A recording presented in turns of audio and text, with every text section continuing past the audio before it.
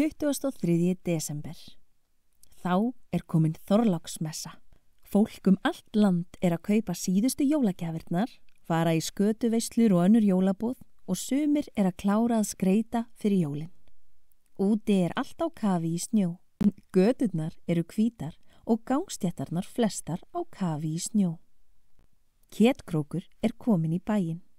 Hann á erfitt með að ganga því snjórinn svo djúpur og auk þess sumstaðar stórir skaflar á gangstéttunum sem snjóruðningstækin hafa rutt upp á gangstétt.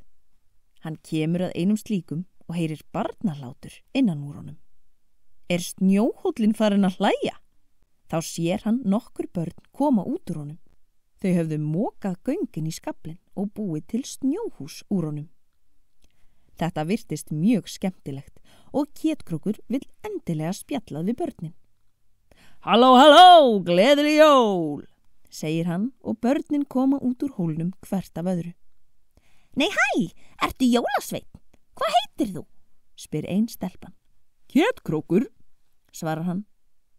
Ég var bara að koma í bæinn eftir að hafa gefið í skóinn í nótt. Hvað eru þið að leika? Spurði Ketkrókur. Við að búa til snjóhús og eftir ætlum við að klifra upp á það og renna okkur niður. Ha? Spurði Ketkrókur. Það ekki hættulegt? Það? Spurði einn strákurinn. Já, ef þið rennið út á götu og í veg fyrir bílana, þá gætu þér keyrt á ykkur, sagði Ketkrókur. Já, það líklega rétt, sagði ein stelpan. Við leikum okkur þá bara áfram í snjóhúsin okkar. Já, sko, sagði Ketkrókur hikandi. Ég ekki viss að það sé góð hugmynd. Snjóruðningstækin koma stundum og taka þessa skafla af gangstjöttunum og þá ekki gott að vera inn í skaflinum. Sagði stelpan.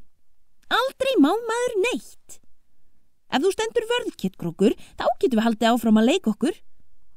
Já, ég skal standa hér í smástund og passa að enginn komi og ryðji skaflinum í burt, en svo þarf ég að fara á jólaskemmtun. Viljið þið kannski bara koma með mér þang? Spurði Ketkrókur. Já, sagði öll börnin í kór. Við leikum okkur smástund og svo komum við með þér á jólaskemmtun. Þú passar að enginn ryðji snjóhúsin okkar í burtu.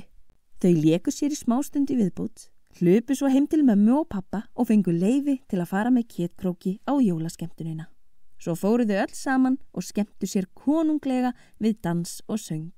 En hvers vegna slæm hugmynd að nota snjóskafla á gangstéttum sem snjóhús?